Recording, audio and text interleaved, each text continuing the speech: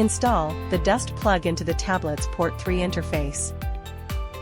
Take one ball head from the bracket, use screws to secure it to the back of the tablet. After tightening the screws, install the dust plug. Take another ball head from the bracket and secure it in a suitable position. Fix the tablet bracket onto the ball head, and on the other side, install the tablet. Tighten the bolt handle and adjust the direction of the tablet to face the driver.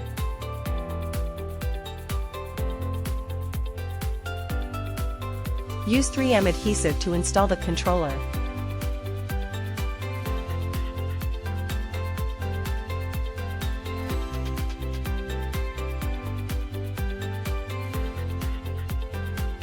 Weld the antenna brackets onto the 2 side posts.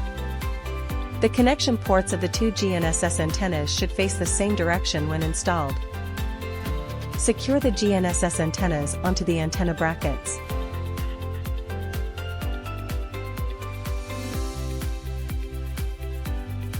Install the radio antenna on the roof of the cab.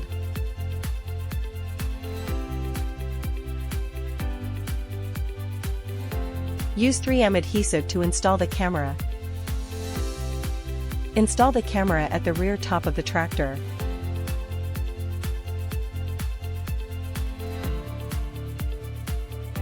Locate the tractor's power source and turn it off. The Satellite Land Leveling System supports DC 12V and 24V power supply voltages. Connect the power source to the power extension cable, ensuring the power is off and the polarity is correct.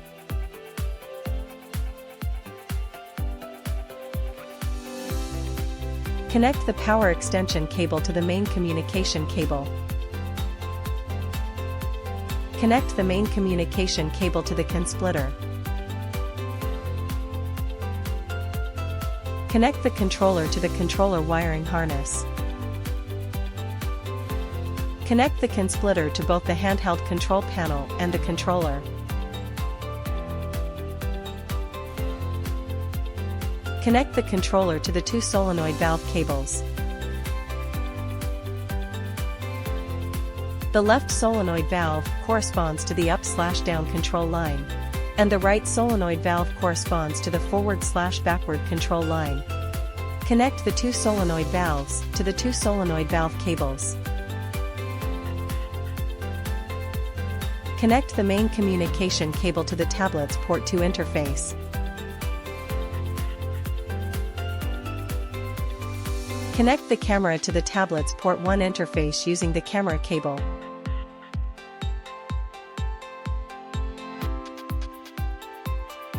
Connect the radio antenna to the tablet's radio interface. The left antenna corresponds to the tablet's ANT1 interface, and the right antenna corresponds to the tablet's ANT2 interface. Connect the antennas to the tablet using the 2 GNSS cables.